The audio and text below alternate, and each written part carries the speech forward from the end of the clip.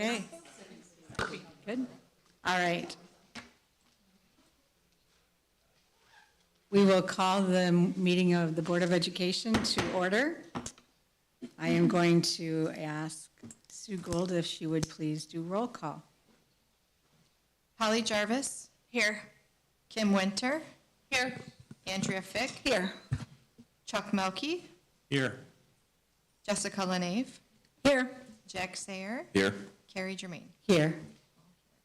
All accounted for. Thanks. Welcome, everyone. I'm going to now ask you to join us in the pledge to the flag.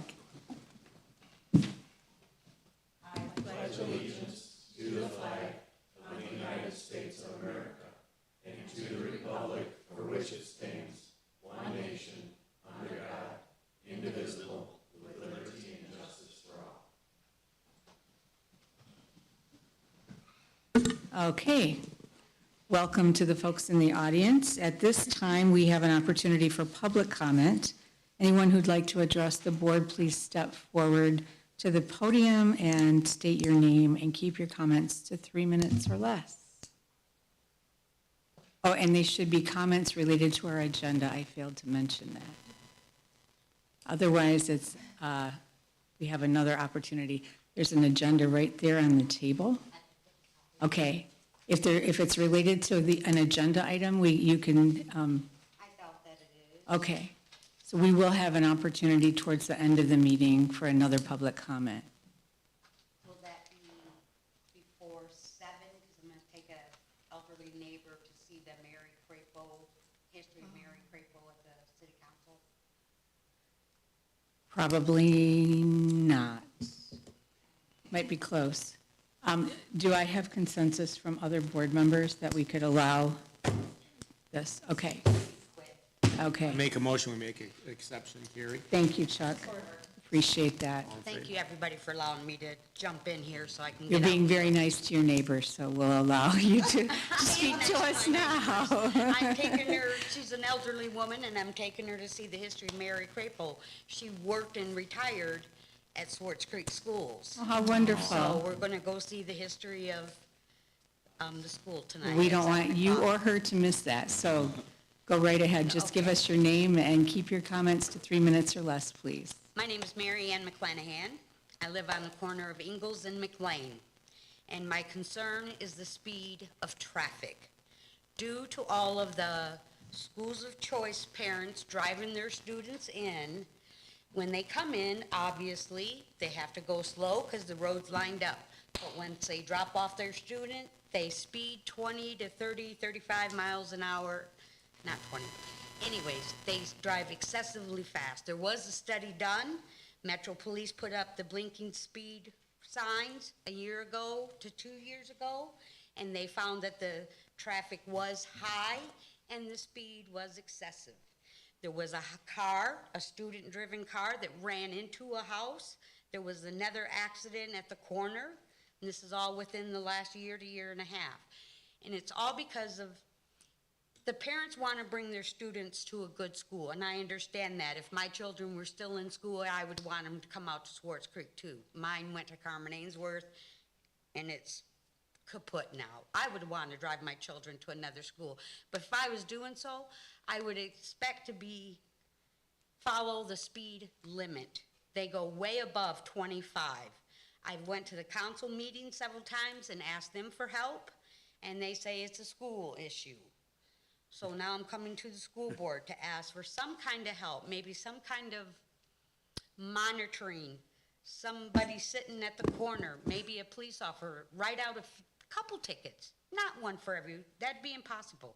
They wrote out a couple tickets for speeding, the word of mouth would get out and they would slow down. I came over here a year ago and addressed the same topic, and the council always tells me, well, there's new students driving every day. That's not the problem. It's the parents driving the students to and from school that have to get to and from back to work. They do not follow the speed limit. If they want to come to Swartz Creek School, a better school, they should follow the Swartz Creek speed limits. They can't do it on Miller Road, it's 30, and that's highly enforced. So they come down Ingalls, and they're doing way faster than 25 every day, all day, And it's also the people in the village, which has nothing to do with the school, when they're coming to and from work. Nobody for that 2-block passage, not many, follow the 25-mile-per-hour speed limit. If you guys, any one of you could go and sit there and watch it, you would be amazed at the speed of traffic. It's up to 40 miles an hour or more. I have a new 7-month-old puppy. Before I can even go outside the back door, I have to have it on a leash to walk it into the backyard, because if it was to happen to get loose, it'd be killed. Nobody follows the 25 miles per hour residential speed limit. And I would like some help somehow from the school board, because it is school traffic, mostly. So thank you for bringing that to us. Rod, is this something that you can address with the city, or I don't know who the, I've called Metro Police a couple times. We can ask, each building usually asks when they need a car out to monitor. Obviously, we have no control over the roads, but we can ask Metro to come out and patrol it. You receive over $9,000 per student that comes here through the Schools of Choice program. Isn't there anything in the budget where you could put up more signs, or put up a speed readout sign, or have somebody monitor it once in a while? Something needs to be done. The speed is excessive. We totally agree. What I'm saying is just not our authority on the road. We only have authority on our property. Right. So we can ask Metro to do something, and we can ask the city to put up signs. We don't have the authority to put I up signs understand that aren't on our property. And we actually have over half of our students are driven to school. So over half of those cars coming in and out are actually Swartz Creek, not School of Choice kids, because we only bus 50% or less. I know. I see more cars than I do buses, believe me.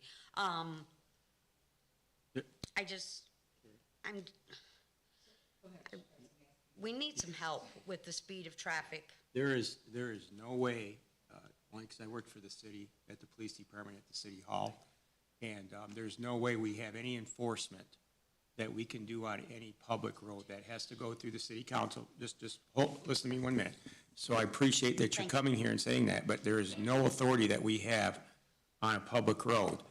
And I'm sorry that the city sent you here, but that is their responsibility, not to shift. I know you're gonna, but I'm telling you, I know what I'm talking about. It's their responsibility. They control the police department. Now, I think what we can do from a Swartz Creek school board, with permission of Madam President and the rest of the board, and Rod, our superintendent, we feel your pain, because I'm a huge dog lover, so once you said dogs, that's a problem. But I think maybe, and this is a suggestion to my fellow board members and Mr. Superintendent, is maybe we can put a letter together in our next newsletter and tell people that we have concerned citizens that they're traveling fast, and please be courteous. But that's probably about as much as we can do. But I'm sure my fellow board members and Madam President would be more than willing to direct Rod, if that's okay with you, Rod, to maybe put out in the next newsletter, you know, the target areas that we have some issues with speeders, and to tell our students, our people that are coming either in district, out district, to please be courteous to our neighbors. Thank you, Yes. Carrie. Yeah, I can put it in. I have a September update coming out soon, so I can put that in there and make a call over to Metro. That would be very much appreciated. In the last 2 weeks, we've had, there's been 2 new households that have 7 children. And there's children that stand on that intersection of McLean and Ingalls every morning and get off the bus there. When they're getting off the bus, it's not such a big deal because the lights are flashing. But while they're standing there waiting and the cars are zooming past them while they're waiting for their bus to come, it's a safety concern. Oh, yeah, we want to protect kids, too. I didn't know that there was kids. I know. I mean, And one other thing, Madam President, if it's one of our school buses, you're more welcome to call the district, and we do have control if any of our buses are speeding, and there are speed monitors on our buses that kind of check the speed, if I'm not mistaken, Carrie and Rod, is that true? I don't think it's hear really you the say anything buses. about the buses, but But it's if a there great was, I point. don't, yeah, Right. yeah. Thank you. Well, They thank know. you. Thank you again for bringing it forward, and I hope you enjoy the visit to the Historical Society Yeah, with that your should be very friend. interesting tonight. Thank you. Thank you for addressing it in your newsletter. I really appreciate it. Okay. Thank you so much. All right. Anyone else? Can I No? talk on the same thing? Certainly. John Mr. Pavosik. You know, posting get a police officer to sit there, like, how long a space are we talking about, 20 minutes? If you could just 25 enforce minutes. that like once or twice a week Yes, with a cop sitting there, yes. you know, but you gotta talk to city council. I That's have. all I have. I have. Okay, But I thank think you, that- Mr. Pavosik. And do they still make announcements at school? Why don't you tell the kids to slow the heck down? It's the parents more so than the students. Well, tell the kids to. They've got to go to work after they drop off the student for school. Maybe we should tell the kids that they'll have to ride the bus if their parents can't drive them to school. That might be an incentive. That's a great idea. I'm just saying. That's very true, I agree, and I appreciate the support. If you'd like to be a bus driver, we're taking applications. Thank you very much. Thank you. All right. Okay, thank you for that. All right, moving on, we do have a consent agenda before us. I would entertain a motion for So moved. approval. Chuck? Support. And Jessica? Okay, Jack, we'll let Jack have that one. Chuck and Jack, any comments or questions? Hearing none, Sue, can you do roll call, please? Kim Winter? Yes. Carrie Germain? Yes. Chuck Melkey? Yes. Holly Jarvis? Yes. Jessica Lenave? Yes. Jack Sayer? Yes. Andrea Fick? Yes. 7 yes. Thank you, motion passes. And now let's move on to Rod's superintendent report. Thank you. It is hard to believe we are entering the 4th week of school. A lot going on, but first, just like a recent meeting, we have a board member birthday coming up. I hear it is Kim's birthday tomorrow. Happy birthday. So we should have Jim again lead us in happy birthday. Happy birthday to you. Happy birthday to you. Happy birthday, dear Kim. Happy birthday to you. Yay. Happy birthday. Congratulations. Oh, We were humming. We were humming. Yes. We didn't want to spoil the celebration. Jim is our singer in this group.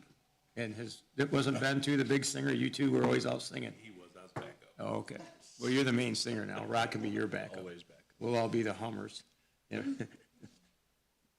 next we have Let's move on. Flabbergasted by all that. Huh? Move on quickly. tours. So thank you so much.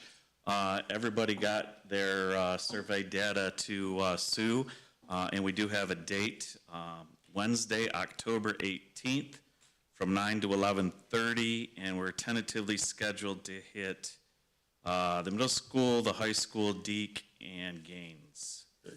So that will be pretty packed, but as long as we can stay on track and transition between the buildings, I think we can get those 4 in 2.5 hours. So if you have any questions or changes, let Sue know, but we will post that, and that'll be ready to go on the 18th.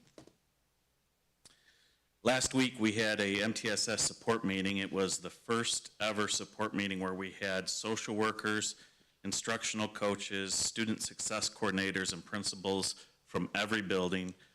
It's a goal that we've been working on for a very long time through our support systems. And it was one of the more engaging, collaborative, and positive meetings that we've had. And the goal was really just to get everyone on the same page, talking the same language, so that they can all support our students as we all strive to meet the goals set forth by the district through our MyKIP goals, which are our state school improvement goals, and through our district goals. So I was very, very pleased with that meeting and thank those 40 people who took the morning to collaborate with their colleagues and come up with ways in which they can help kids. I do have a legislative update here. There are 4 or 5 bills out there that I think we should at least touch base on.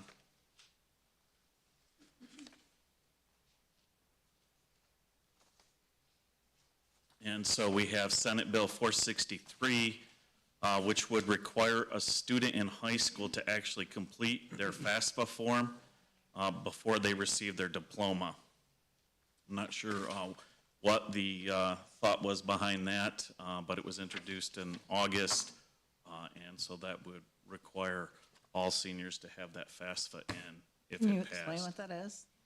So your FAFSA is the financial aid that you have to apply for when going to college. It's through the United States Department of Ed.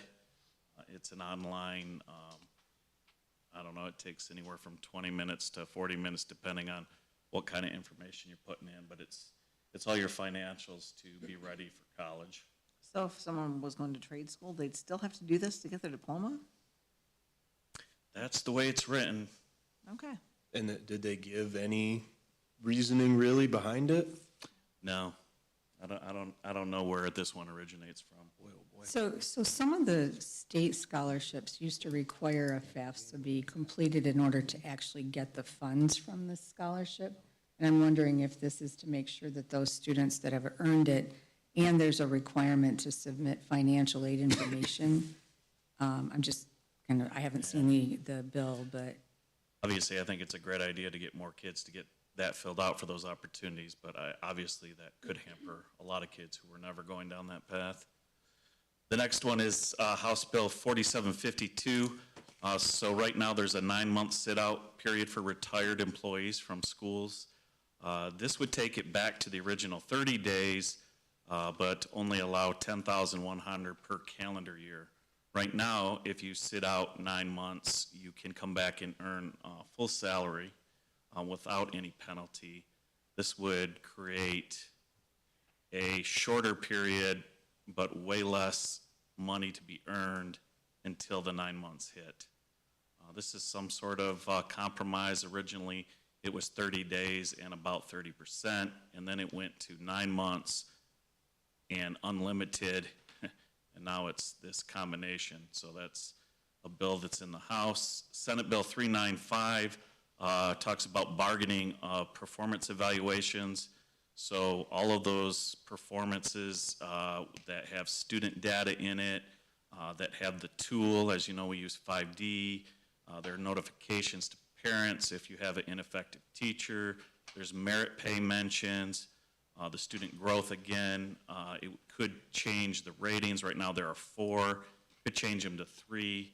So all of those situations around teacher and principal evaluation would then become bargainable, and all of those could change depending on how that bill ends up moving forward or if the language gets changed or not. House Bill 4671 is about 1284 of the revised code, which basically just gets rid of the pre-Labor Day waiver. So we used to go to school before Labor Day, and then we had a law that said you couldn't go to school before Labor Day. And then they made a waiver that said, well, you could go to school before Labor Day even though there's a law. And then so many people are using the waiver that now they're talking about just getting rid of it because we're at like 80% of schools going before Labor Day. And then there's a package of bills, House Bills 4734 through 4737, which just talks about opioid antagonists. And that would be both training at every school and administering the antagonist and having the antagonist on hand at every school. So there are a slew of laws there, and they're all tied to each other. And so that would just help with the opioid antagonist. And then Senate Bill 280 would say that a kindergartner or first grader would have to have a dental assessment before we could enroll them. Right now, they have to have an evaluation within the first 6 months of school or before. This would require that to be bumped to before they enroll. These are all just bills right now. Questions? What's the purpose of that, before or during school? I don't know. As it was brought up to me in the last conversation I was having by a dental hygienist which was ironic, and she's like, you do realize that those appointments are all made 6 months out, so if you try to force every single kindergartner onto an appointment before kindergarten starts, there's no way that those offices will probably even be able to master Accommodate that. Yeah. So will we have a waiver in place for the children? Rod, is that part of the bill, or don't you know yet? I haven't seen anything with a waiver. A lot of, I mean, as you know, a lot of these laws, especially with the beginning of the year and beginning of kids, come with waivers. So it's likely that there could be one. And clarification on the one above it, tell us a little bit about that. So is somebody going to be able to administer some type of Narcan, or what? I guess I don't understand. Is this like a, you know how we could give kids epi in an emergency? So is this kind of the same thing? We'll have people trained to give the Narcan or whatever chemical they decide? So most schools have already moved in Yeah. policy Right. to this. This just makes it state law across the state. That's mandated. It's mandated. Oh, okay, all right, no problem. That's all I had, thank you.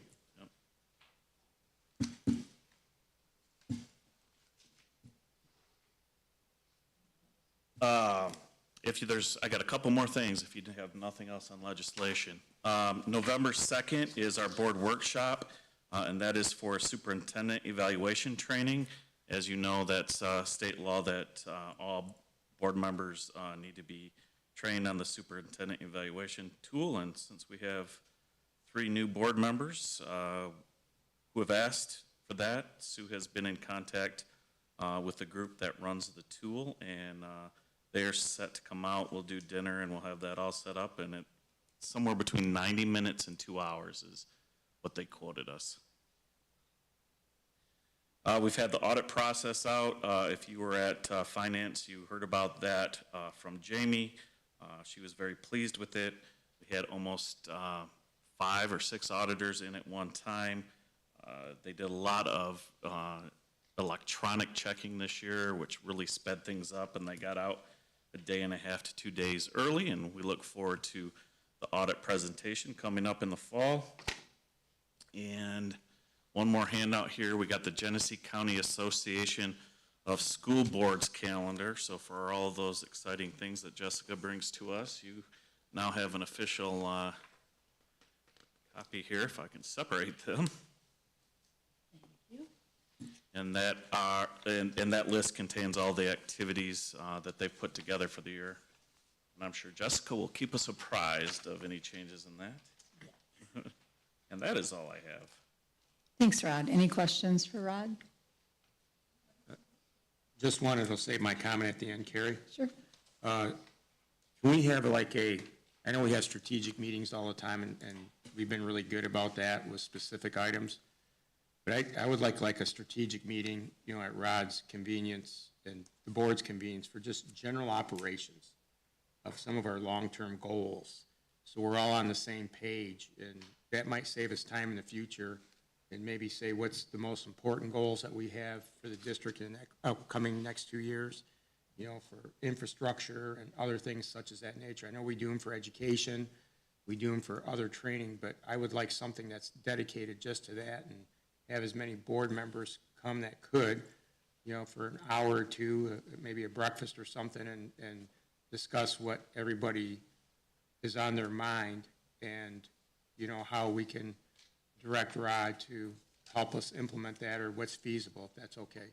So I was gonna bring that up at the end of the meeting, but I think that's something that, you know, I'd like just board input and see what you think, Carrie, and what the rest of the board members think. So is this different than the conversations that you have at operations? Yes, I think so, because I think, you know, we have a lot of great ideas with a lot of our board members, and they don't always get relayed, and I think that if we're all together and kind of say, hey, what's our major short-term goals that we need to accomplish for the district to enhance it, and then what are some of our long-term goals we'd like to wish for, and maybe discuss that, like I said.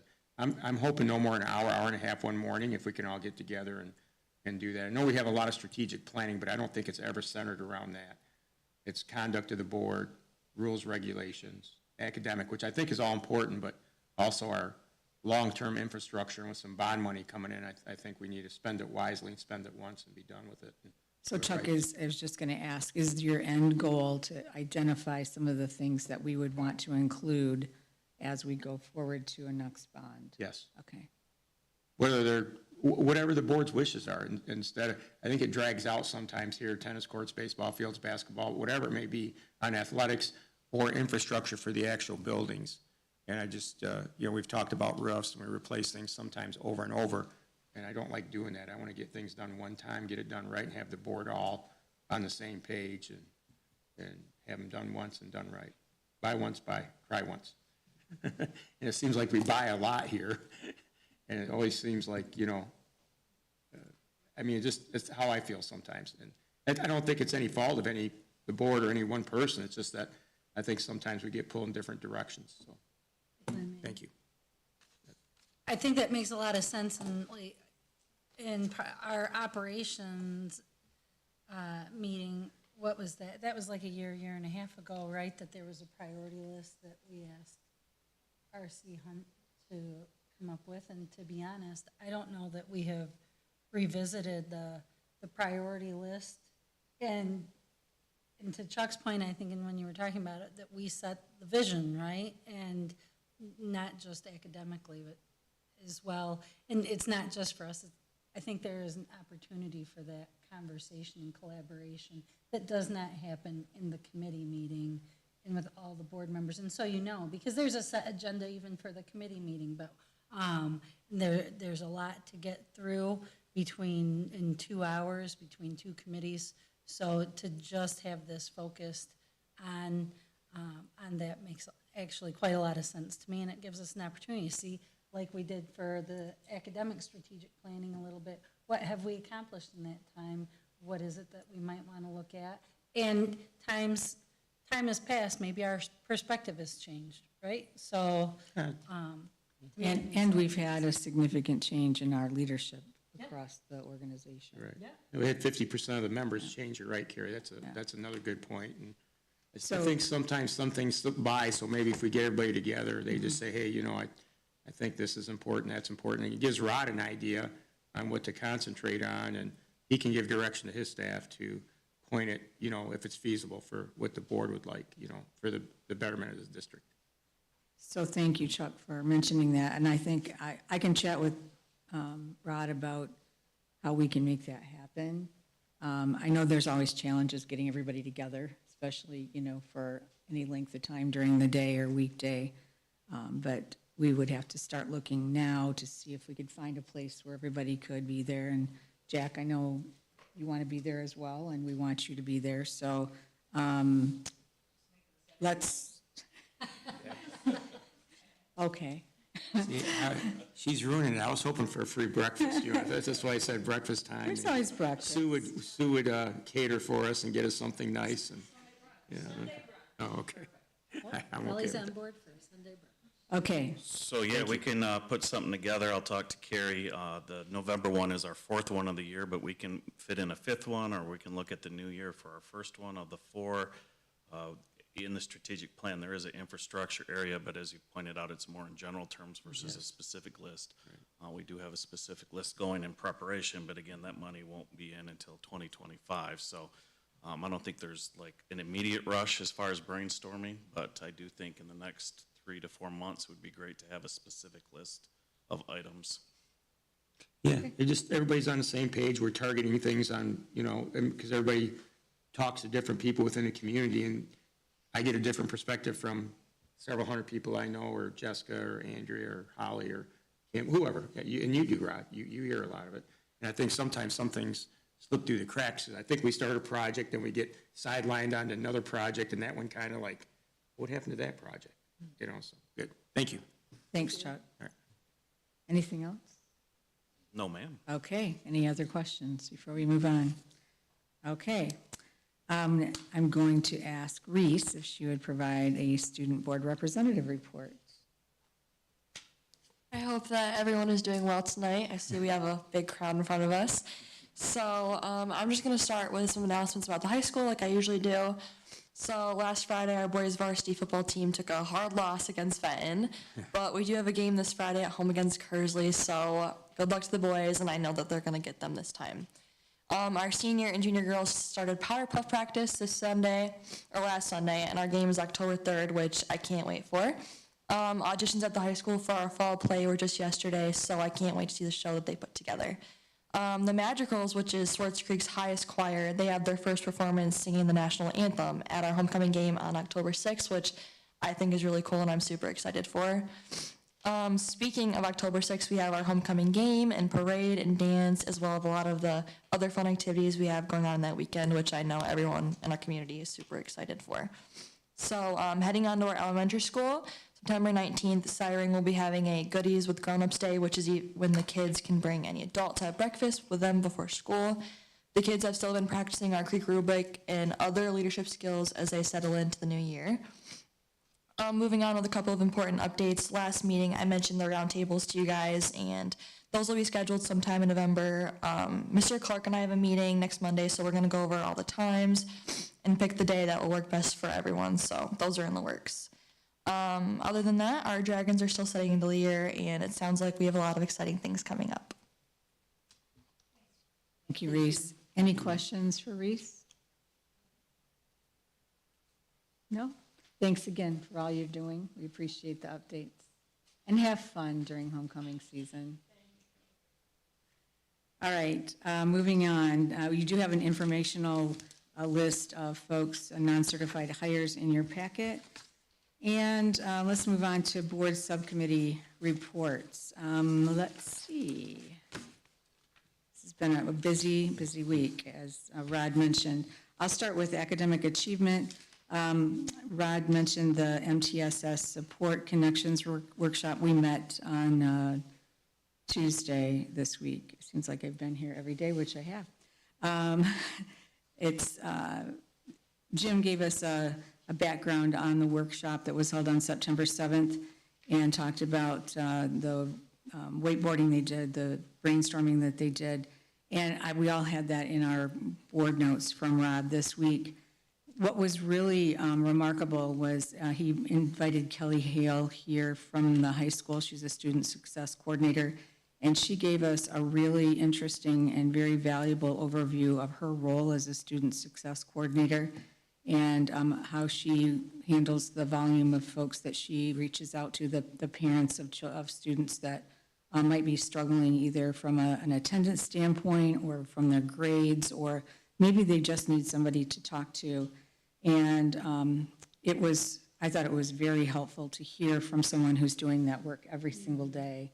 And so we kind of sneaked in a request for Rod and Mr. Kitchen to see if in the future we could have a summary of that meeting and some of the work that's being done that Kelly mentioned and described. So thank you for bringing them. It was really helpful. We're going to hear about the Success Mindset book study. This one right here, are you going to talk about that? So the Success Mindset book that Rod ordered for us.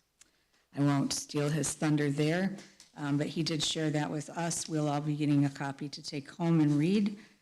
And there was no public comment and no committee comments other than to thank the presenters and to our administrators.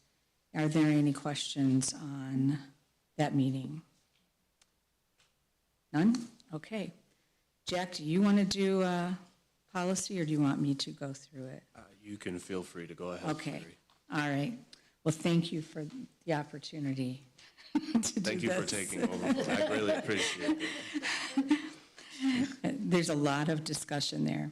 So we also met on Tuesday for our policy committee. Jack wasn't able to join us, so I did my best to take notes. We did have a visit from Philip Clark, an attorney from Troon, our legal firm that does our policies. And he came to give us a summary of the information that was provided to us about the weapons policy. The committee went back and forth, talked about some of our options, and it's pretty complex and confusing because there are several options, and you want to make sure that you're choosing everything that works for our district. And there was a recommendation by the group to bring to this board of adopting sections A 2 through 5, B 1 through 4, and then C. And we can go through that in our policy section when we have discussion, I believe. We did also discuss the contract authority, which we will have on the agenda tonight for professional services. And there is a difference between our former policy and the current policy that Neola has brought to us. There was a brief discussion about flags, and there also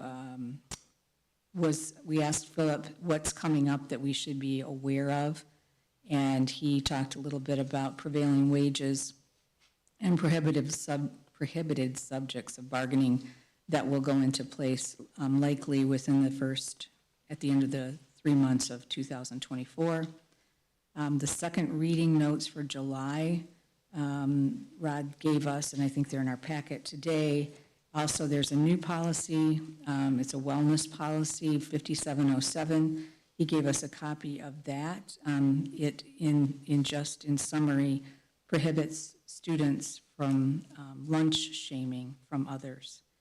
And there was no public comment, and the committee thanked Philip for being there. He was great about answering the questions where he was an expert.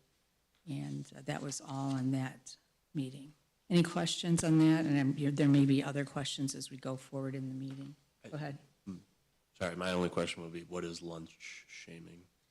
So when you are free and reduced lunch, you're supposed to, and this is something we already practice, but you're supposed to have an unidentifiable way to get through the line so that anyone else around wouldn't be able to tell if you were free or reduced. Okay. So in our case, like at the secondary, everyone has a 4-digit code they punch in, so you wouldn't know if they were buying or purchasing or if they were on the list. And I think the elementary have scanners. And we're also free universal this year, so that's, everyone gets it anyway, so there would be almost impossible to point that out. But this makes it state law or policy. Oh, and I just wanted to point out that we did pass out the recommendations, but I did clean that sheet up on top of policy that we'll talk about later tonight, especially because we had changed the recommendations on the weapons and one other, and so I just cleaned it all up. It's very similar to what was handed out yesterday, but rectified based on all of our conversations. Okay, thank you for that. Thank you. Any other questions? Okay, let's move on. Who wants to be first? Jessica, Finance? Sure. Thank you. I don't think I got it much to cover for you, but I would. Okay, so on Monday, September 11th, we met here in the administration building, and the meeting began at 2:07. Present were myself, Carrie Germain, Chuck Melkey, Rod Heatherton. I put Carrie, you were here twice, just kidding. Andrea Fick and Jamie Cowan, Jim Kitchen, R.C. Hunt, and from the public, we had Mr. Pobosik. Our cash and investment summary as of 8/31/23 is our general fund is $6,464,292.13. Our sinking fund is $2,195,863.74. Our food services $989,253.93. Our student activity fund is $317,762.74. Our debt service is at $1,766,158.24. Our bond capital project fund is at $3,195,307.84, and leaving our total cash and investments at $14,928,638.62. The check register was reviewed and discussed. The audit update is that, as Mr. Heatherton said, the fiscal year 22-23 preliminary and field work portions of the audit were completed, and we should have an audit presentation at our November 8th board meeting, as long as their schedule will work for that. The next agenda item was our operating millage renewal. We'll have a November 7th election, and we will be putting together a fact sheet, and information will be shared with the community about the operating millage renewal. The next Election's November 8th, just for anyone listening. You said the 7th. I said the 7th, sorry, the 8th. Thanks. Yes. Really? Because the first Tuesday is the 7th. Sorry. Okay, sorry. Oh, see, I changed it on my minutes. Oh, First just kidding. Tuesday of the month. Okay, The operating renewal investment resolution we discussed, and the board will need, board action will be needed for the investment resolution. The next agenda item is that we were informed that Swartz Creek High School has been named as a beneficiary for the O'Brien Trust. In public comment, we had none, and in committee comments, there was a question with regards if there were any food service items to be discussed, and there was a comment that, from Ms. Cowan, that the universal feeding is going very well and participation is up among our students. Our next meeting will be October 30th, which is a Monday at 2 p.m. in the administration building, and that's not noted on there. Questions? Well, Thank you, Jessica. you're welcome. I will move that you accept my report as submitted. Support. So moved. I have a Support. Chuck Yep. and a Jack, maybe. Any comments or questions? Hearing none, Sue, can you do roll call, please? Chuck Melkey, Yes. Carrie Germain, Yes. Jack Sayer, Yes. Andrea Fick, Yes. Holly Jarvis, Yes. Jessica Lenave, Yes. Kim Winter. Yes. Thank you. Motion passes. All right, thanks, Jessica. Chuck, you want to do operations? Operations, we started at 3:10 PM, shortly after finance. It was conducted at the administration building on September 11th. Present was myself, chaired the committee meeting, R.C. Hunt, our maintenance supervisor, trustee Jessica was there, Jamie Cohen, our finance director, was there, Rod Hetherington, our superintendent, was there, President Carrie Germain was there, assistant superintendent Jim Kitchen was there, trustee Andrea Fick was there, and from the public was John Poposic, and I apologize if I missed anybody. Was that it? Everybody, were you there, Kim? Yes. No. Okay, I was, yeah, you're so quiet all the time, I couldn't remember. I apologize if I left anybody out. So the first agenda item was tennis courts. The tennis courts are currently being done, and they should be ready in a week or so, sometime in the middle of next week, as long as there's no rain. There were some posts replaced, I think 2 to 4. All the bird baths were smoothed out and filled in. All the old patches were removed. That was some of our issues. They were patching over the old patches, so the new contractor removed all the old patches and filled in per specs. They're using, I don't know, probably 30 to 40 gallons, or 55-gallon tanks of acrylic leveler. That fill will be put in, it'll be smoothed out. We're hoping to get about a 6-month warranty out of them, and the contractor though expects us to last for at least 2 years from this resurfacing date. The committee talked about long-term talks about future tennis courts, if we're going to keep repairing them or if we're going to move them or do something in the future, which hopefully we'll take care of in one of our upcoming strategic planning meetings. Next thing was the high school repaint of the trim was completed. That would be on the south side of the high school building, basically from the PAC Center, and wraps around to the high school area and parts of the athletic wing. That was all done. Although some fascia repair has to be done on the athletic wing, and that needs to be repainted. And Jessica suggested that we put a new sign up over the hole there in the bricks by the doors that leading into the high school gymnasium. Yeah, so we're, yeah, to the south. So we're going to do that. RC's going to work on that and get that done. The next agenda item is a concrete bid for the PAC and high school pass. We were hoping to have that ready today, but it's not. So the bids are out. I think bids close September 28th, if I'm not mistaken, if not a few days sooner than that. And then they'll be opened, and we'll bring them back to the board for your approval. I didn't add in there, I didn't want nobody to get shell-shocked, but RC thinks it's going to be twice as high as what the original estimate was in some of my reports from several months back. So, and hopefully we're looking to pay with that for bond money, if I'm not mistaken. Correct, Rod? Okay. 4 and 500 wing, we were supposed to have that done too for you this month, but there were some issues with the structural roof structures, so they had an engineer come in to look at the roof structures to make sure that the air handler units or that the structure can handle the heavier air handling units. So RC and Jamie plan on having all those specs back in, having an RFP built, and having the bid out by then, and having it ready for the October meeting. So Hopefully, both of those bids will be here for the board's approval or choices. Open maintenance position, we lost one of our maintenance personnel that did basically our grounds and landscaping. So we're looking for a new grounds and landscaping person. So if anybody's interested or knows anybody, RC's encourage them to put in an application. I think the job starts out around $15.25, $15.50, and tops out around $18 an hour. And they're responsible for taking care of the grounds inside the stadiums and around the stadiums, and other things that help out preparing the game. So that person stays busy.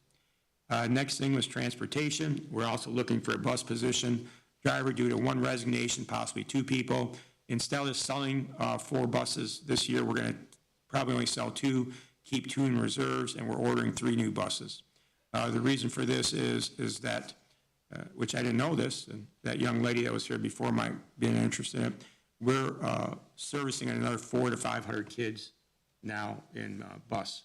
So last year, we were down 400 or 500 people, so more people were driving their kids to school. Probably the high gas prices, people trying to work. So they're putting their kids on the bus, so we're going to have to keep a couple buses in reserve and hire 1 or 2 more bus drivers for that increased workload. Carrie brought up the potential of having 1 electrical bus potentially for the inner city transportation, and try that out in the near future to see how that works. And RC City would look into that for the inner city transports. Morris and Deek Roofing, we've had problems with Firestone, I believe was the name of the company. They put new roofs on approximately 2 years ago, but they've done nothing but fail and leak. And they're finding out that there's a product problem with that, something to do with the glue. A new company purchased that company, and they're going to honor any warranty work or potentially just replace the 2 portions that are still under warranty. So hopefully we'll get new roofs there. Mary Crapo update. The next meeting will be determined by Jim in the next few weeks with the construction manager, and he'll contact myself and Jessica, and hopefully we'll be there together and listen to what he has to propose. And then public comment and committee comment. John, I forget, did I mention him at the beginning? Mm-hmm. Public, okay, yeah. John was there from the public, and we were talking about off-street parking, what was going on in the city, and John was kind enough to inform us that he's been to the city meetings, and that they've nixed the plan on any off-street parking on Miller Road, from what he's asked. He also commented about, do we need all the steps at the PAC repaired or at full width, and RC basically said yes because of the electrical underground, and committee comments were basically mirrored along the same. And then our next meeting is on October 2nd here at the admin building. I think I got it all. It was a pretty, did I forget something? Our meeting is October 30th. It is academic achievement and policy that is on the second, because the Tuesday meeting falls on. It's on October when? Ours is. I thought our next meeting's October 2nd. Ours is? So October, Monday the 2nd. Yeah, it's our next finance. Yeah. I missed that. Yeah, I right. messed that up. But we are moving. But that's the next meeting. We're going to worry about that next month. Yeah. Well, So, but our next meeting coming up is October 2nd. Second and third, and then the one on October 31st. That's it. Sorry. Yeah, okay. Yeah, I got my months. yeah, wrong. that's all right. Yeah, day you're a month after. ahead. Day after Jim Kitchen's birthday, I might add. So that was the end of our meeting, and it was very productive, and I appreciate all the board members that showed up to that meeting. I do have a question. Shoot, Kim. Maybe, I don't know if it's actually for you. No. The concrete bid for the PAC and the high school paths, would that include the, you know what I'm talking about? The pathways and the senior, yeah, it's going to include. The cement pads for the 2020 benches? Yes. Okay. That's my only question. There was also talk about concrete for the dumpsters.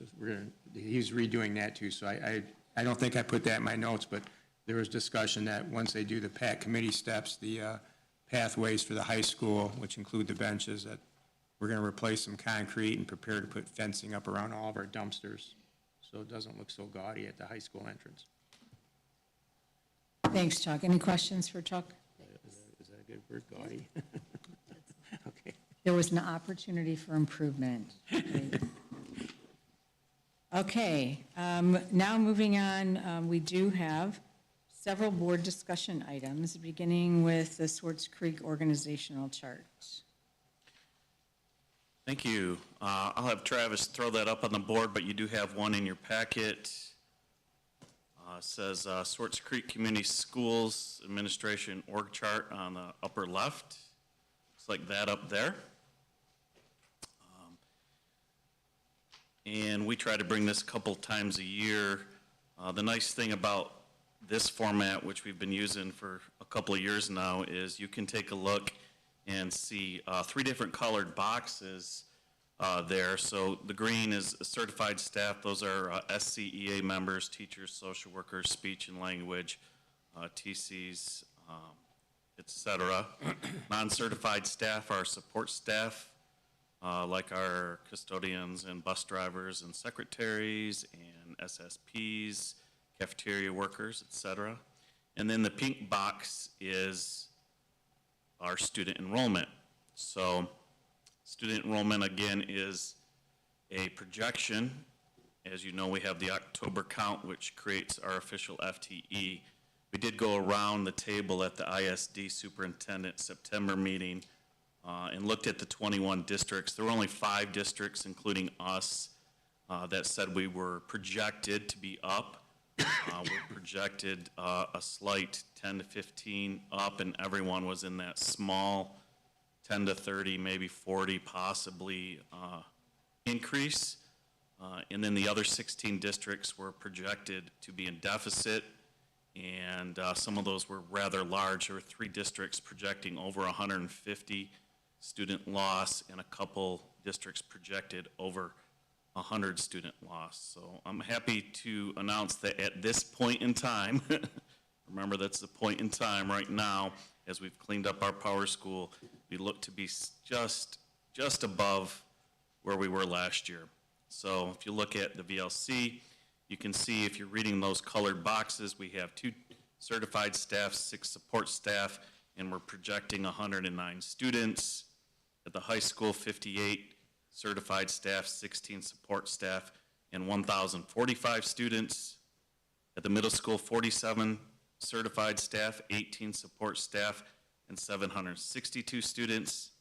At Elms Road, 25 certified staff, 13 support staff, and 411 students. At Deke Elementary, 23 certified staff, 11 support staff, and 309 students. At Gaines Elementary, 6 certified staff, 6 non-certified staff, and 107 students. At Morrish, 28 certified staff, 17 non-certified staff, and 443 students. And at Cyrene Elementary, you see that there are 19 certified staff, 16 non-certified staff, and a projection of 354 students, which I think is the largest Cyrene has ever seen. So those are our projections. You can also kind of follow the lines if you're interested in the chain of command, so to speak, in the org chart there. They all flow up to Mr. Kitchen. Questions on those pieces of data?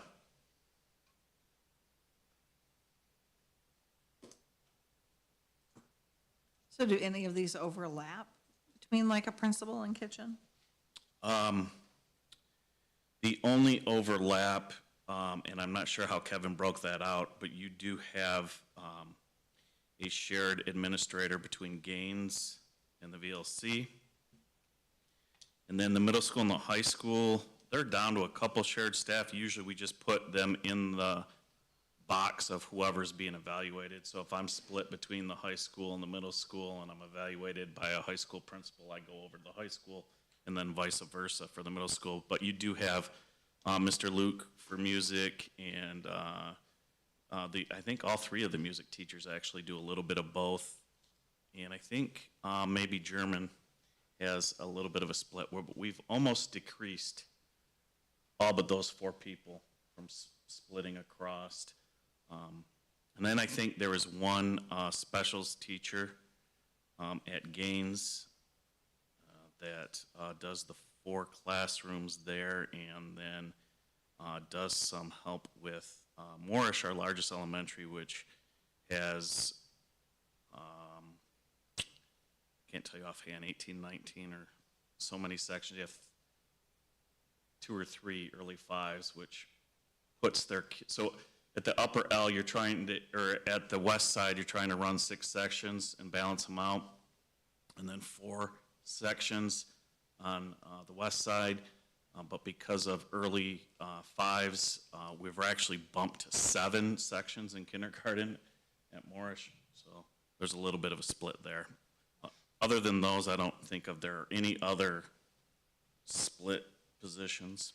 So the 14 that Jim's, those are people that work in the ad building then? Those would be your directors and principals. Okay, so they're not counted here, so or Katie has 28 people, but Katie is a 14. Oh, right. Okay. No, the people don't get counted again above them, no. Okay, yeah, that makes sense though, because this is who she supervises. All right, that makes sense. So at the elementaries, I'm just doing some math. So at the high school, average class size is 261, 264 at the middle school, but at the elementaries, if you divide it by 6 grades, but you can't do that because some of those are early 5s, you said, right? Yeah, there are 3 total early 5s. Okay. 2 at Moorish and 1 at Cyrene. I mean, I was excited for a minute because average class size would be 270, but if we've got to throw in early 5s, it's probably closer to the 250. Yeah, So they're staying about the same though, that's good, they're not yeah, I would rapidly say, decreasing. in like 05, 06, 07, that was kind of our largest area. We were almost 300 a class. And then after that, we started to fall where we hit about 250. And that was slow, right? Because you had all the 300s bouncing out.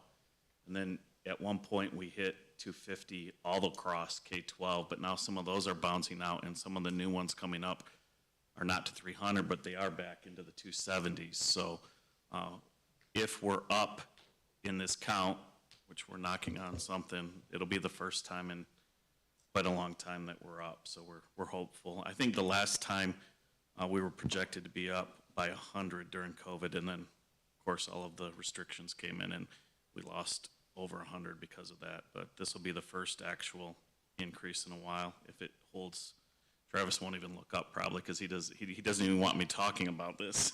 It's so hard to predict.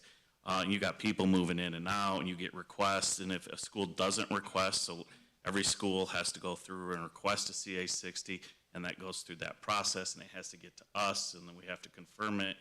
And so there's all sorts of ways to miss whether a kid is with you or not with you. So we're just hoping that our power school numbers hold out.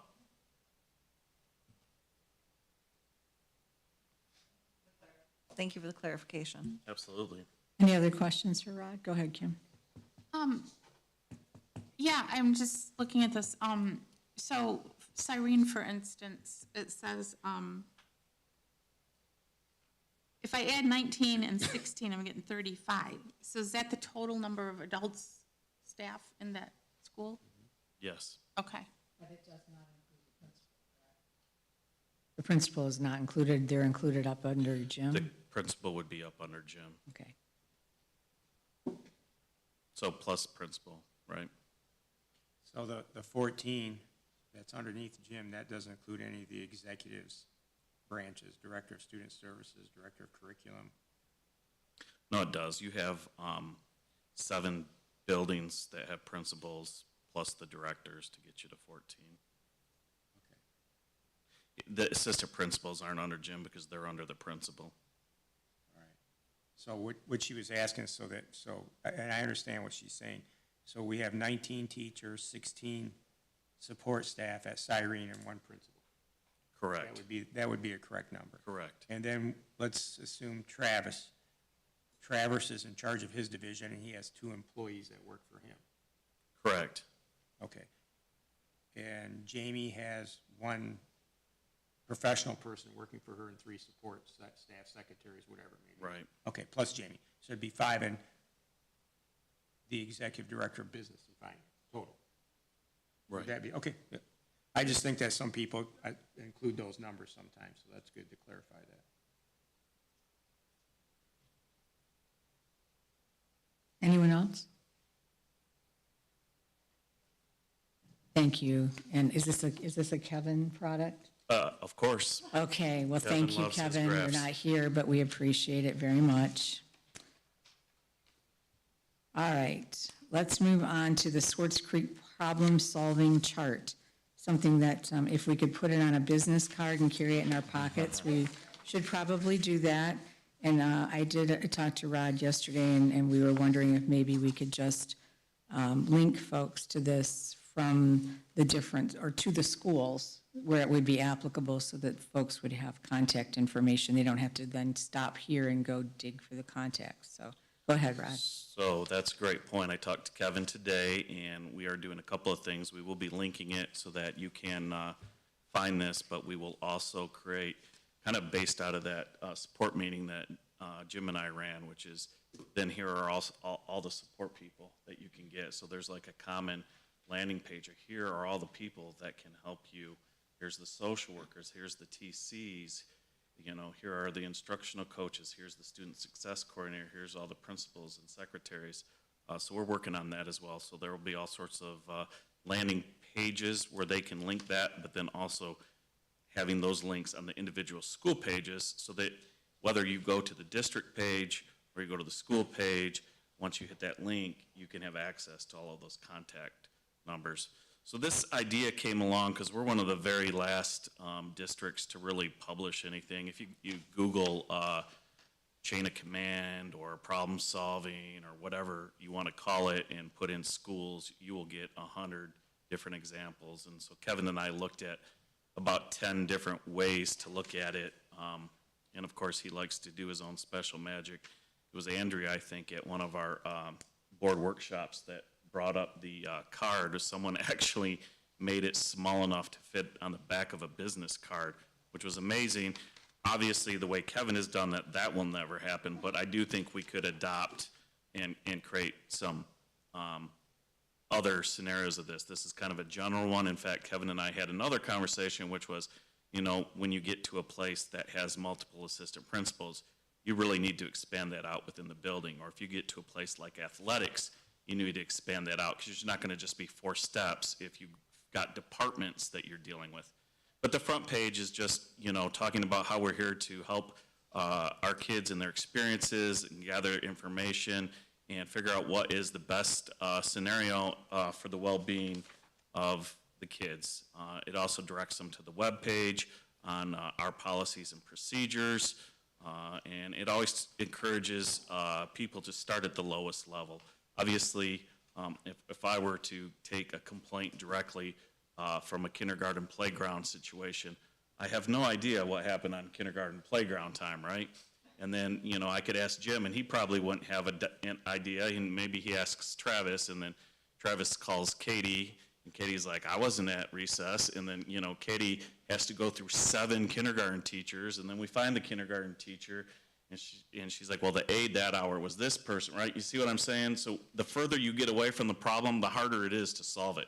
And most people aren't going to have the right information to solve it anyway. So we're always encouraging people to start at the local situation, at the area of concern. And if that doesn't work, obviously you move on up. But you want to solve it where the actual issue is. And then also just, you know, some good things about open and respectful communication and patience and listening, because sometimes, you know, emotions get riled when we're dealing with our loved ones and things that have happened.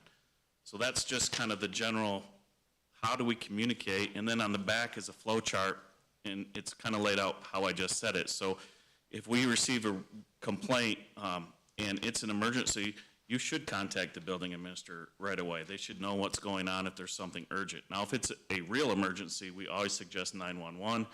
We are not emergency people. We are school officials. So if there is an absolute emergency, you do 911. Now, if there is something urgent going on, like it's very serious at the school, you should probably skip the local level and just get the attention of the building.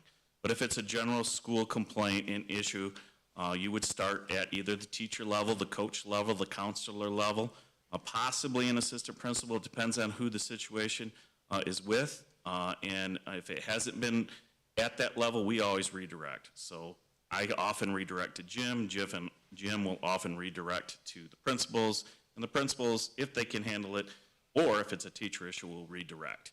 Once it's redirected to the lowest level, then there should be a meeting between the parent and that person, and with follow-up. And so as you follow up and find out if it's working, is that solution a good solution? Is the child now being successful? Is the problem resolved? Then you just check in. If it's not, then it would escalate to the next level. So if it was a classroom coach, counselor, AP issue, it would now come up to the principal. You would repeat that process, and you would have a meeting and sit down with the principal. And again, you would go through the information. Sometimes this is a quick meeting, and it could be 10 minutes, and sometimes it causes us to do an investigation. So it could take 48 hours if I have to investigate 2 or 3 teachers, if I have to investigate 10 or 15 students, if they're all writing a witness statement. Is it so serious that lawyers are involved or not involved? That could make it weeks. So again, it just depends on how serious the situation is. But generally, most of these meetings are 10 to 15-minute meetings. The principal can solve it, and then the principal will follow up. If for some reason that parent is not satisfied with that resolution, we would escalate over to central office. That could be Jim, that could be me, that could be a department head. It really depends. And this is where we would expand it out. For example, special ed. There are very few people that understand special ed law, and those are the people with special ed degrees. So Sean, for instance, could be involved in some of these things before they get to Jim or I, because she's going to understand the IEPs. She's going to understand if there's a 504 or a health plan issue, that kind of a thing. And then if someone is really still not satisfied, and especially if it's it relates to a policy that hasn't been followed, or something that hasn't been done appropriately, that would escalate to a board complaint. So we're going to get this published. We're going to suggest ways to flesh it out for people who have bigger departments like special ed or athletics. And maybe we'll look at Andrea's idea. We would have to do a lot of reduction there, maybe just one-liners from people to people.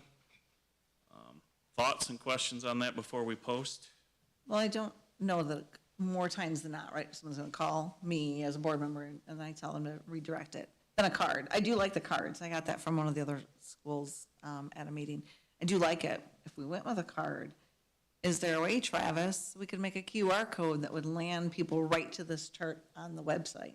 Or it's on the app. I mean, if there was something on the app that would land people right Great idea. there, because more times than not, you're not gonna be in a situation to hand out a card, right? It's gonna be an email, but if we could either Yeah. have the link so we can email it to people Never even thought about a quickly. QR code, but I think that would be pretty easy these days. You Yeah. can put a QR code on a stadium and scan it from, Right, 600 yards away, so.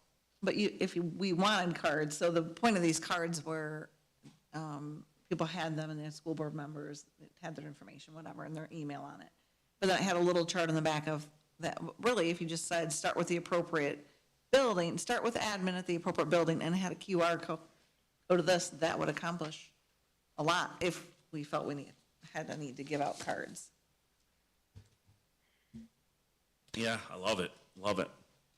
I do like the idea of putting the building link into it as well, because I know that most of the time folks just don't know who to contact unless they've already been in contact with a building. And then, if in fact they're not very happy at the moment, not being able to find the contact information just escalates that. So it might just kind of pull it back down a little bit if they can almost immediately go to the place that they need to. And both phone numbers and emails, because not everybody, it might be at night and they can't really get a hold of someone. So I think this is great. I think the new app will be helpful. And if people can easily get on there and easily find a way to get to, like, if I have an issue, to find that flow chart. We'll That's gonna send solve everybody most to of it. Travis. Absolutely. Can we vote on that? Look at him looking over the top back there. Any other questions for Rod? I think this is really helpful. Would it be possible to, once this is kind of fleshed out, could we put this with your newsletter that goes out in September? Yes, so, If it's ready. yeah, that is one of the link I talked Okay. to Kevin about, to throw that in there as well. All right, thanks very much. Thank you. All right. The next on our list is the Success Mindset book study. So thank you to Sue. She's got a book in front of everyone. We did discuss this at Academic Achievement.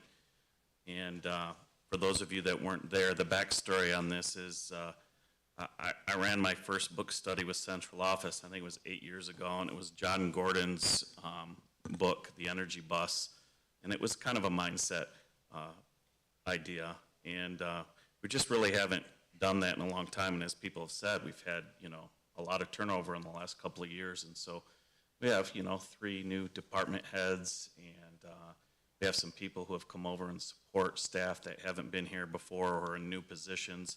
I just thought it was a good time to really break out an idea. And so I spent a month looking for something that I thought would be appropriate. It's not school specific, really. It's specific to mindsets. I first read Carol Dweck's book, Mindset. I think it came out in 2006, and that's when you first heard the ideas of what a growth mindset is versus a fixed mindset. When I was going to college and taking all of the developmental classes and learning about Piaget and such, we talked a lot about internal locus of control and external locus of control. So an internal locus of control, someone who internalizes, generally has a growth mindset, and an external locus of control, someone who pushes blame onto the outside, generally has a fixed mindset. But this book then takes it further and says it's not just about growth mindsets and fixed mindsets. There's all sorts of mindsets. And Jim is doing this nice presentation for our next academic, is it MTSS achievement teams. He's talking a little bit about deficit thinking, and that we've talked a lot about all of these ways we approach leadership and how we approach teaching and learning. And if you have a deficit mindset and you're not willing to embrace things that are done in research, then it's going to get in the way of actually doing the things that should be done that we know are beneficial to our schools, to our classrooms, and to kids' learning. And so I think there's some positive things as leaders that we can all do. So I was really excited, and we had our first discussion, and we laid it out on a monthly basis through February, and it went really well. So then I got excited, and I told Sue, said, can you order 2 more sets, one for the principals and one for the board, because this is going so well at Central Office. Why don't all of our leaders kind of embrace that and go on the journey together? And so you have 5 sections in the book. What are mindsets?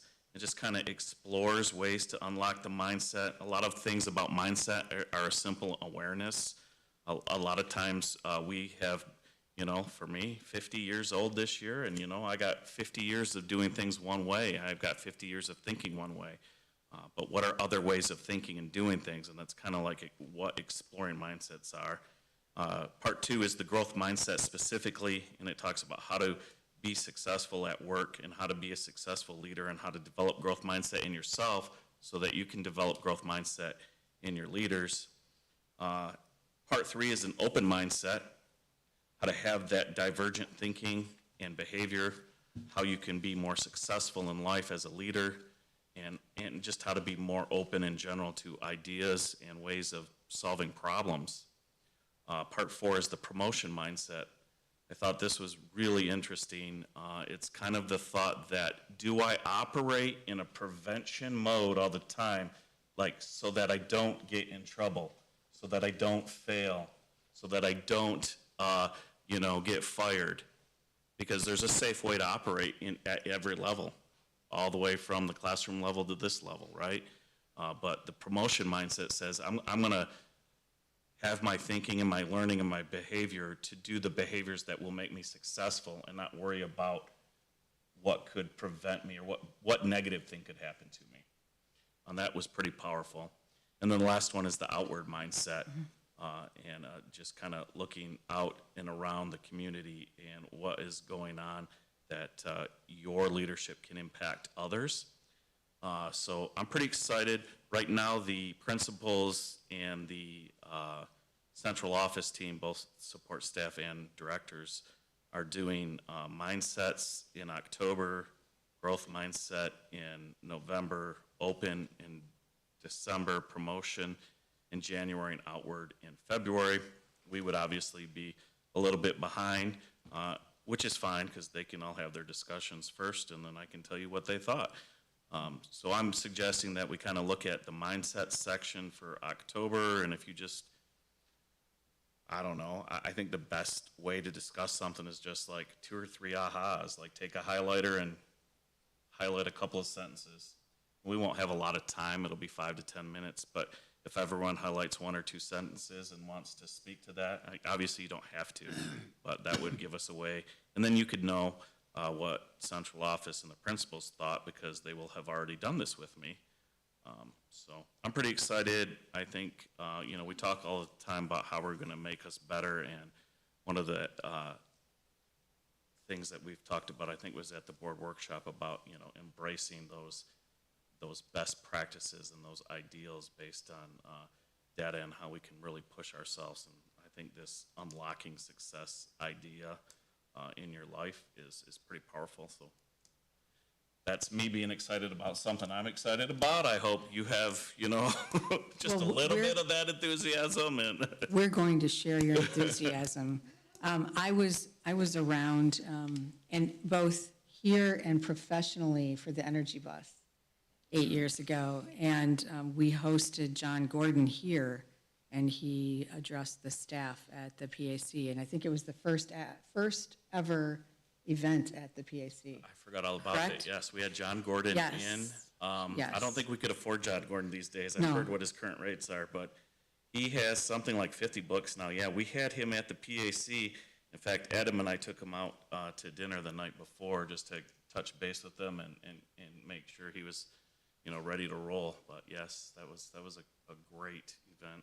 And we took that book into my work life, and we had people that were clamoring for copies of the book because it was so powerful. It was an easy book to read. You could read it at your leisure, but it was so meaningful. So I look forward to this. I did ask Rod if he would look into, for folks that are in the car a lot, if we could get an Audible version too.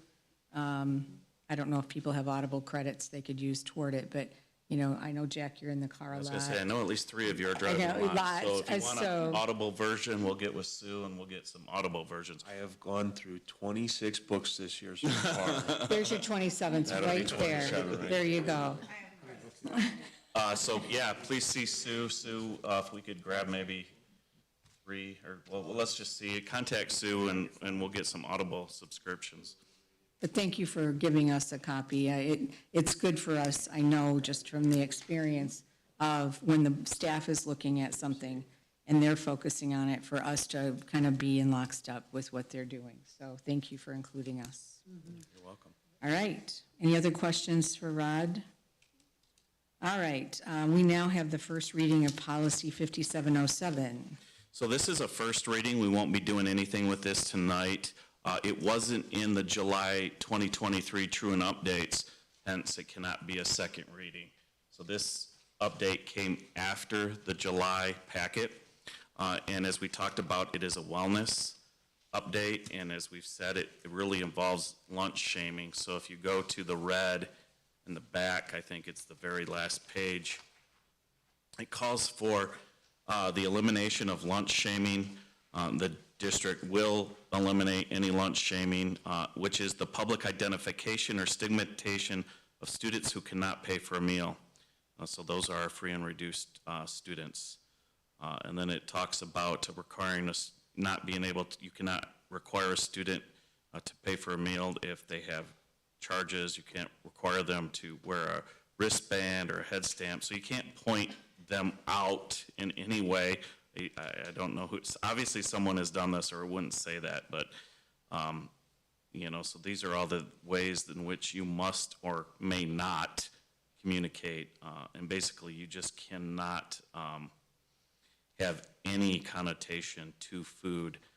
If they haven't paid a debt, you can't say they get to go clean up the lunchroom because they have a lunch debt. Again, you can't point out their ability to purchase food for lunch or breakfast into any other manner of the school life, which again, we accomplished a long time ago when we went electronic and have the scanners and the codes. Furthermore, you know that we made the universal lunch program, so we are K-12 universal.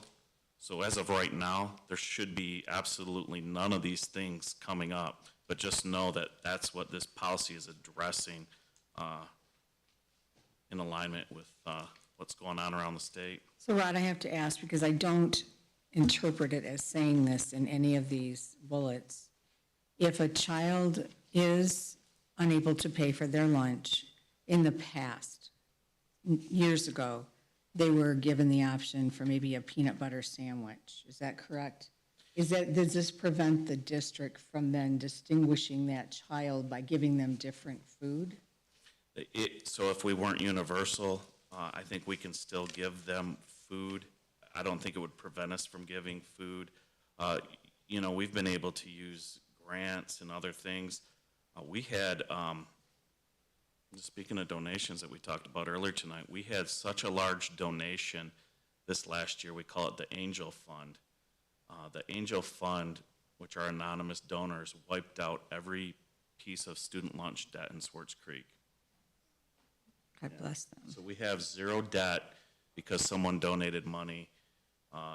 Multiple people have donated money to that fund, and now we're universal. So we actually, at this point in time, have no student lunch debt. Okay. Any questions on this new policy? Okay. All right, I am going to propose that we take a short break because I think this next section will be here for a little bit. So anybody opposed to that? We'll take a 5-minute break. Thanks, Travis.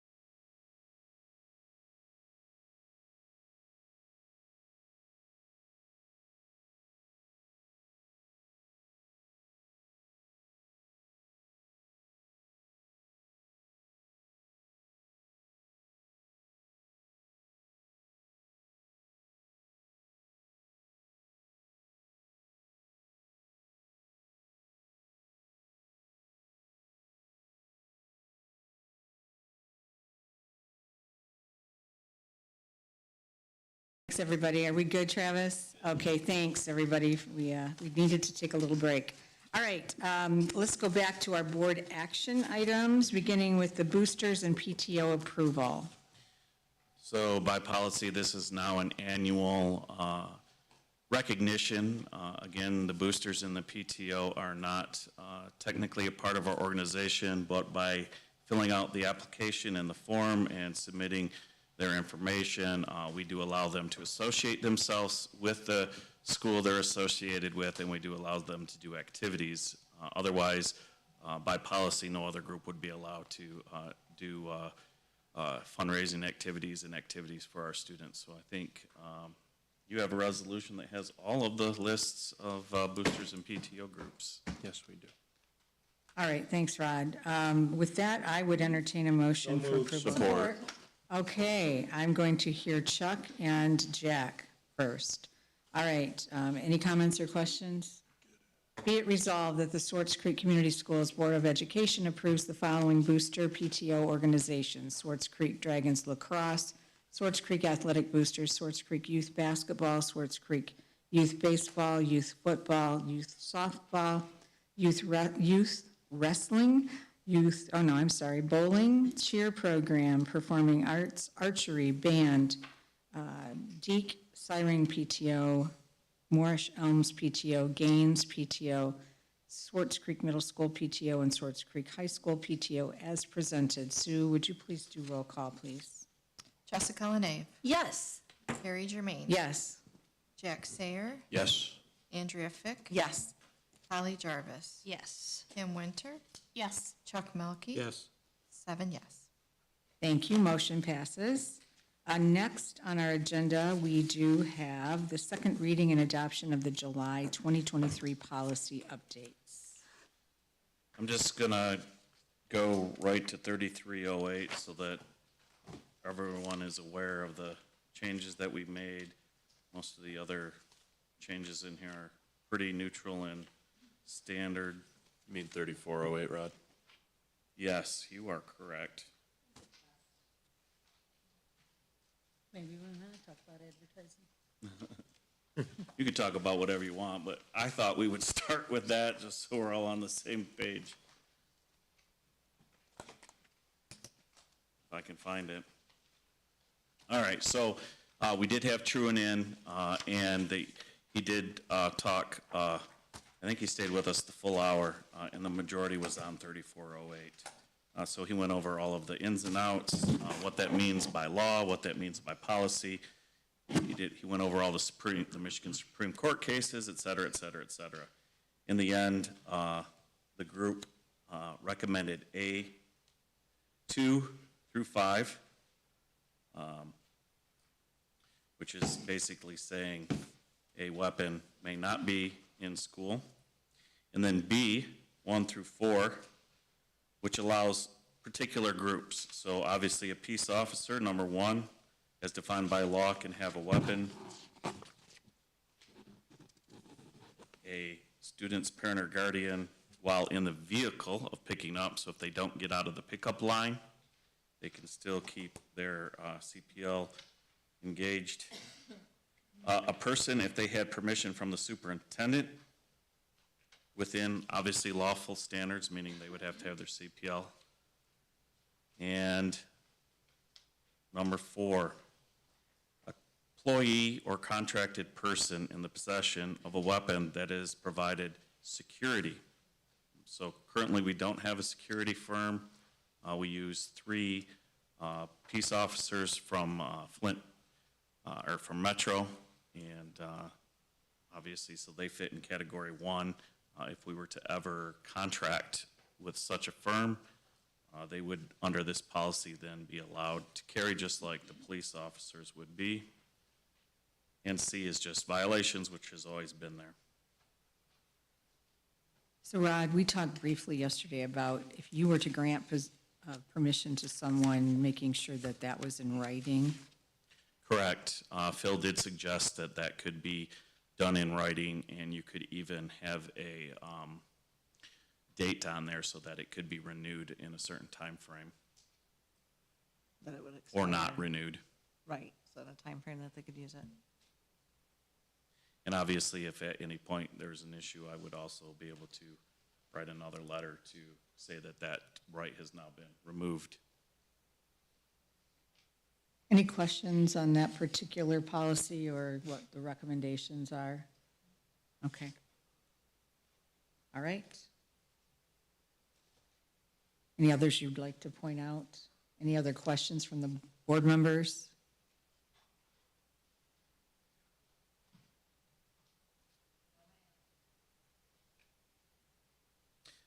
Just a lot of these were, it must have been the way certain districts implemented them over the years, because as we were going through, we were finding, so you'll see a lot of leave as. It's because we actually, through the pieces of updates that came throughout the year, were then included in the packet for districts who hadn't done the ones that were sporadic.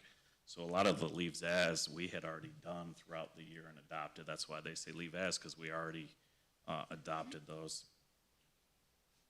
which is almost half of what you see there. So that investment of time up front that we started last year, I think it was it 2021? Yes. 21 was worth it because we've kept up. And thank you, Jack, for your leadership on that. Any questions on this before we call for a vote? Call for a motion? All right.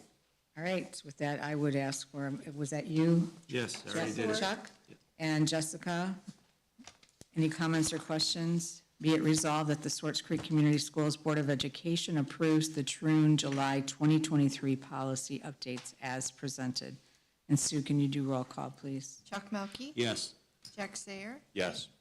Holly Jarvis. Yes. Carrie Germain. Yes. Jessica LaNave. Yes. Kim Winter. Yes. Andrea Fick. Yes. 7 yes. Thank you. Motion passes. Carrie, just one thing, I just want to let the public know and fellow board members, there was many board members at that meeting and we labored over this for hours, so we don't, the public may see it as, oh, they're just voting on changing all these policies, but, and I think you may have already said it, we spent hours in these policy meetings and they were well discussed and firmed up and, you know, in the best interest of the public, so that's why it was such a quick vote. That's a good point, Chuck. Thanks, And Chuck. I mean, just I so think it's something that this board takes very seriously, and I appreciate that. You know, we have consistency, and we make sure that it fits the needs of our district and our students and our families. And I do appreciate, even though sometimes those conversations aren't real easy to have, that we try to work through it and have really good conversations as a result. And like I said, the work that started in 2021 when we were transitioning was well worth it. Because now we're caught up, I think we're caught up, unless something changes next week. And that's why we asked Mr. Clark, you know, what should we be watching for? And there'll be some changes that are coming, but it won't be to the magnitude. And I know, to your point, Chuck, this is what we're talking about, one update of the policies and going through all of them and you know, considering the options and comparing it to what we had previously, so. Yeah, I know, and that's why I just, Yeah. we all voted on it, yes, and it was like real quick, but people have to understand, we spend hours laboring over this in subcommittee meetings for the benefit of the district and the children. Thank you. And everybody's always invited to join us if you'd like. And I appreciate the conversation because one particular policy, I had a viewpoint that I changed throughout the conversation. When you look at all of the potential situations, so the conversation is good. Even though I've been at every policy meeting, the ones I have been at, they've been very engaging to help me as a new board member understand, but also get a different perspective too. So thank you. Great points, and I'd like to reiterate a couple of those as well, as, you know, especially if you're in your first year and you're trying to grasp all this. So number one, as a board, your three main jobs are hire and fire the superintendent, set the budget, and do this meaningful work, and there's a lot there, and that's why it's 3 months later, because we spent 3 months going over the packet.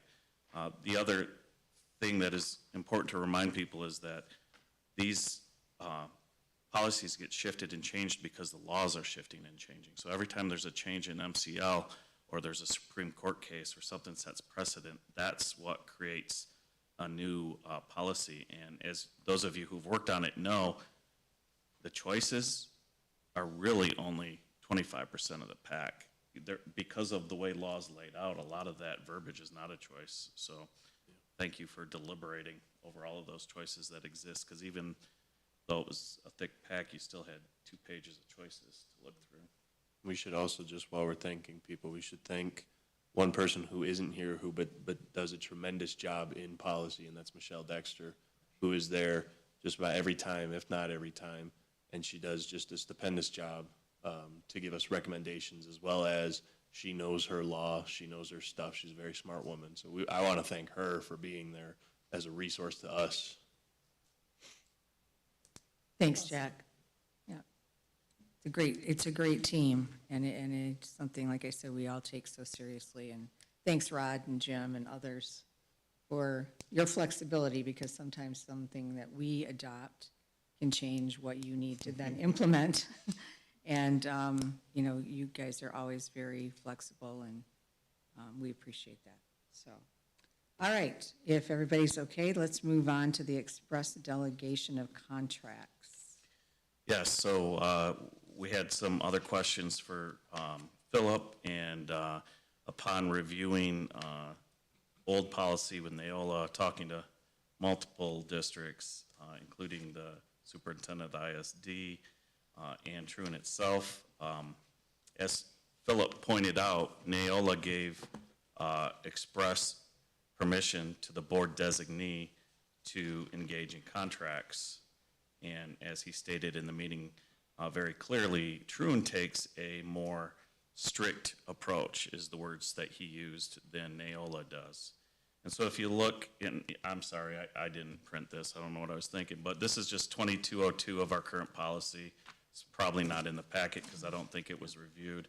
But basically, no agreement, contract, or other cooperative agreement is binding on the district unless approved by the board or designee, and executed by one or more persons delegated authority to act as an authorized signatory to an agreement, contract, or other cooperative arrangement on the board's behalf. Absent the board's express delegation of authority to another entity or person, only the board has the authority to contractually bind the district. So in the first half, as Phil and I discussed on the phone, I am the designee. I'm the designee all over policy. So on one hand, as a designee, I have rights to enter into professional contracts.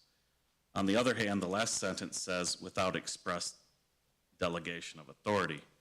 So there's no current resolution that expresses that delegation of authority. So I am the designee, but I'm operating right now without a express delegation of authority. So what we have is this was Phil's advice, express delegation of authority for professional contracts. I think everything is all set except an amount. I left it blank. I don't really want to influence you on that, but that is, you will have to have a cap. So you pick a number, and then anything below that, I will be able to enter into professional contracts, and anything over that number, it will be brought to the board. Is there verbiage on that, Rod? Yes. Do we have it? It's on the information sheet. It's on the information sheet. We talked about this yesterday, briefly, and didn't he throw out, I know he threw out a random number, but it was like 28,000. It's 28,000. Okay, thank you. He was talking about the state threshold. So again. Okay. I remember hearing that, it was a very quick conversation. Right. So just, I mean, you could pick whatever you want, but I just want to clarify, we're talking about two different things.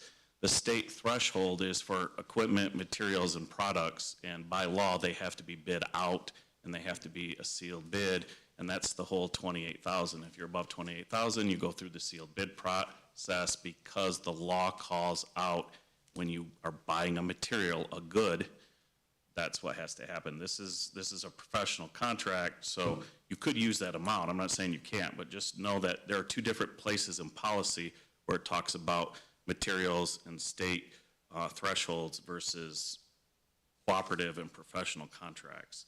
2202C is contracts. It's a whole different section when you're talking about the service or the products and equipment. So could you give us new board members and the public a couple of examples of when you would use this? Yeah, so if we were going to work with the MDE to have them come in and work on a new curriculum with our teachers and they said, hey, here's a $40,000 contract for 2304. We're going to come in 26 times over the year and hold 2-hour professional developments to help you implement X, right? So that could be similar to, we have coaching people who come in and work with our principals. It could be a contract like Hanover. Those are all smaller ones. Power School, sometimes we buy new products. Most of our Power School stuff at this point is renewals, which doesn't really apply. But if we were to say, hey, we want a new behavioral module at Power School that's going to track kids who are doing X, and it was whatever, 20,000. So those are all small examples between, say, 15 and 40,000, 45,000. But also just know that a construction manager and an architect and an engineer is a professional service, because when you do a bond, they are not allowed to engage in the work. They're allowed to oversee the project, right? So now you're talking, depending on what size the bond is, it could be $1 million contract, it could be a $2 million contract, could be a $3 million contract, right? So you have a lot of small contracts from 10 to 50,000 that happen all the time just because you're doing PD or buying, you know, certain type of electronic resources. And then you have really, really big contracts when you're into architects, engineers, construction, CMC, construction. So we would set a limit for the small ones, and the big ones would come to the board. Whatever the limit is, it won't matter what the topic is, it'll just go by the money. But yes, in essence. If I may, does it make sense to possibly alter the phrasing a little bit to make it so it mirrors whatever the state threshold is for bids? Obviously, for service contracts, it doesn't require a bid for a service contract. So just again, so everybody's clear, even if we mirror that amount, we're not saying there needs to be any type of bid tied to it. There is not. But that way, if we phrase it in such a way that it mirrors that state threshold, then every year going forward, we don't have to readdress that amount. It will just continually change with whatever the state. It goes up every year. Yeah, it typically You're increases. suggesting a more generic, not a value? So the blank could say Right. whatever the state threshold. Yeah, like, so it's like I had thought here at that end, to sign professional service contracts and the amount that less than what mirrors the state threshold for bids, potentially. I don't know, do you No, have a that- thought that's on state- how to that's phrase How it? about state threshold for purchasing? Okay, for purchasing, yeah, sorry. thanks. So that we don't get confused and someone later comes on and think there has to be a bid. Because it says or less is presented, so we'd have to phrase it, give me just that, because I didn't quite do that. That's a great idea. Yeah, it is. Service contracts equal or less than, State threshold for purchasing? that mirrors, though. That's Oh, what that mirrors the state threshold. Doesn't that go up a few percent every year, Rod? Yes, So it starts out, right now it's around 28,400 or 28,600, correct. and it goes up 3 to 5% every year, Yeah. based on some formula. I read it, Yeah. but it's confusing. That's a good idea, Justin. Okay. And that protects the board, it protects Rod, because if a contract is signed for 50 grand and there's an issue, we're bound by it by law. So I think that, you know, something large like that, the board should be aware of. But, you know, he has to have flexibility, and this doesn't affect emergency purchasing, right, Rod? Correct. That's a separate thing. There is already a policy Yes, for yes, emergency. okay, good, yeah. So- So long as it doesn't affect, it doesn't step on the toes of you having to do something on an emergency. If may I read it? I think this makes sense. That the Swartz Creek Community School Board of Education approves the superintendent as the designee of the board and gives him express delegation to sign professional service contracts that mirror the state threshold for purchasing or less. Purchasing items. Theirs is purchasing items. Okay, no, but I'm missing something there. Well, it's still. Because the an amount, there's nothing that says the amount. So I was writing while you were Yep. Sorry, so to sign professional service contracts up to the amount of the state threshold for purchasing, which we know can change regularly. Yeah, Yep. change annually, so we don't have to come Or back. less as presented, and I don't even know if we need or less as presented. Well, because if you just put in, if you do it up to, then you don't need the less, yes. Sure. Be it resolved that the Swartz Creek Community Schools Board of Education approves the superintendent as the designee of the board and gives him express delegation to sign professional service contracts up to the amount of the state threshold for purchasing, period. Yes. That's it, yeah. So moved. So, support. Okay, so we have Jessica and Jack. Any comments or questions? Hearing none, be it resolved that the Swartz Creek Community Schools Board of Education approves the superintendent as the designee of the board and gives him express delegation to sign professional service contracts up to the amount of the state threshold for purchasing. Sue, could you please do roll call? Jessica LaNave, Yes. Carrie Germain, Yes. Jack Sayer, Yes. Holly Jarvis. Yes. Chuck Melkey. Yes. Kim Winter, Yes. Andrea Fick. Yes. And one quick point to that, Carrie, Rod will pass it on to Philip just to make sure we're good, Rod, so if he sees a change that we need to do. I will. We've talked to Philip a lot this I year. know. Well, yesterday for several hours, but just, I don't know if he knew we were gonna do this right away. Well, I think this is consistent with the notes I took for his Yes. recommendation to do something in this vein. So, yeah, but I agree, just we need to run it by him because it's not in their list of options, so. Probably the most important thing is he'll tell Sue where it goes and what number it is, and then we'll update you with that number and section. Perfect. All right, thanks, everybody. All right, next we have public comment opportunity for anybody who wants to address the board. That would be you, sir. John Pavosi. Okay. I wish my wife would have came with me, and then we could have doubled your audience. But, You're very special to us. hey, listen, my wife's been a hygienist for 42 years now. She teaches at Mott, the hands-on with the tools. And she mentioned, it's been quite a while ago, with COVID and everything, it might be 2-3 years ago, but there was something in a House bill that you would basically be able to have in-house teeth cleaning. You could set up a chair in your garage, and I don't know if that was intertwined with these young kids needing to be checked out before, but that would solve that problem. That would open up a lot of retired hygienists that may, set themselves up like that, and, they don't want to have to go to the office or work full-time, but they would possibly do something like that. And then also at Mott, she teaches at Mott, but they have certain days where you can go in and students and all that stuff. I don't know if you guys are aware of that. But just in an example, many years ago, there was a $90 million bond proposed here at Swartz Creek. And at that time, whatever my house was worth, it was going to be $12,000 taxes.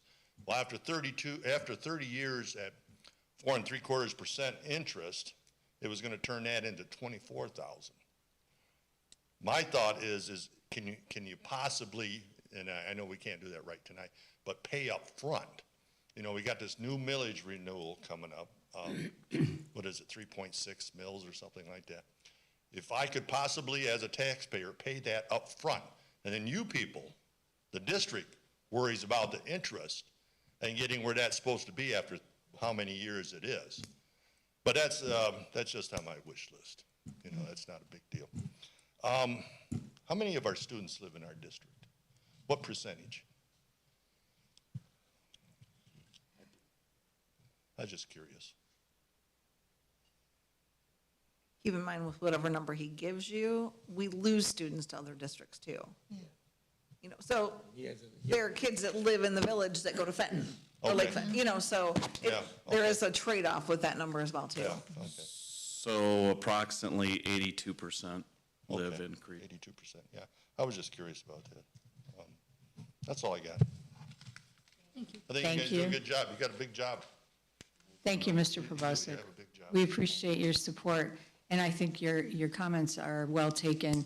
There are several groups that might be available or interested for the advancement of their students that provide dental services. That would be a great thing to pursue, and I know Alicia knows who some of those are.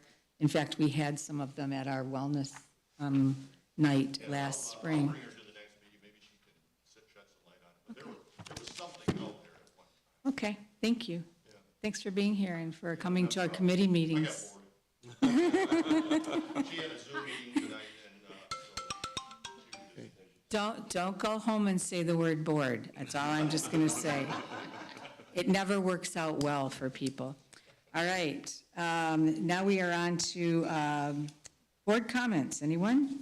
I have something. So these legislative updates are not official yet, right? So if someone has an issue with any one of these, the general public, when they hear this, what do they do about that? So there's hearings in the House and in the Senate. If they ever get beyond the hearings, they could go to a combined committee where the House and the Senate both works on it together. I don't know if they do hearings again after that, and then there would be votes. I would say of all the times I've brought those examples, almost half fall off and never make it.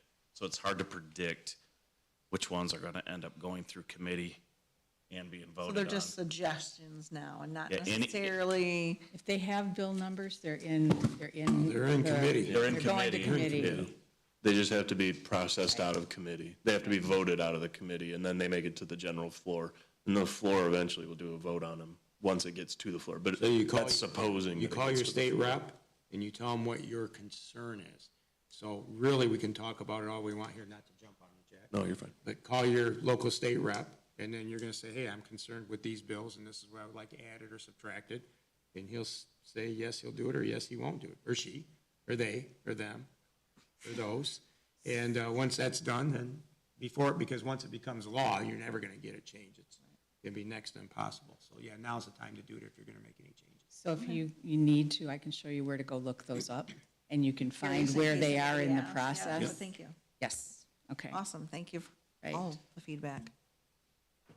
All right, anyone else? Yes, Carrie, if I may. Yes, ma'am. Just a couple of things. And then, first, I guess, because you just asked about that, if you, the Michigan legislature, it's www.legislature.mi.gov. And then you can search, because while we were here and on the break, I looked up that Senate Bill 463. And there's the opportunity, because for FAFSA, it can be for 2-year, 4-year, it can be for a trade school. The intention is for more people to know what their options are, but there will be also an opportunity for a parent, or if somebody's emancipated, that guardian, to sign a waiver for them to not submit the FAFSA information. So it is not a full-on, fill out the FAFSA or nothing. Or don't get a diploma. That is correct. Okay. There 'Cause it just will be sounds a very waiver. hard. Yeah, I looked at, I looked in it and said, there is the opportunity for a waiver. It was sent into committee, it was introduced, sent into committee, and it's just sitting in committee right now. My biggest fear with that is, really getting people to do it, right? We have a hard enough time getting them to do anything, forms or whatever, and just, that's one more thing the seniors or families have to do to not get a diploma. They missed the memo. We can't give them the Chromebooks back, so. Yeah. You know what I mean? Well, So they're here's still in something really school. big, Yeah, like. but so that's the site where I could see it all Okay. for the Senate bill for the legislature. And then just a couple of things for the Genesee County Association of School Board Members to draw your attention to. Both at the October meeting, the November meeting, which, by the way, there is no December meeting up at Zender's. It's the very end of November this year, so I just want to draw your attention to that. Just like graduation has changed, the celebration and getting together with the other school board members across the county has changed to November 30th.